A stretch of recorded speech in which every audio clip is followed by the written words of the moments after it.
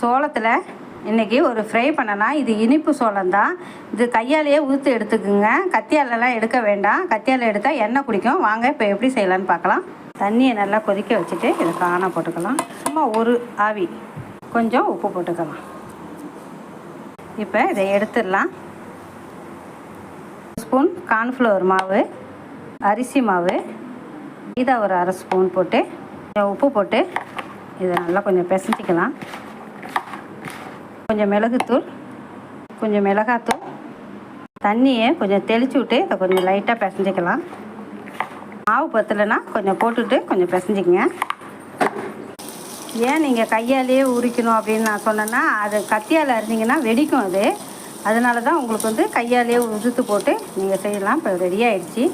இதில் கொஞ்சம் பெப்பர் தூளும் சாட் மசாலாவும் போட்டு கொடுங்க. ஈவினிங் ஸ்நாக்ஸ் நல்லாயிருக்கும்.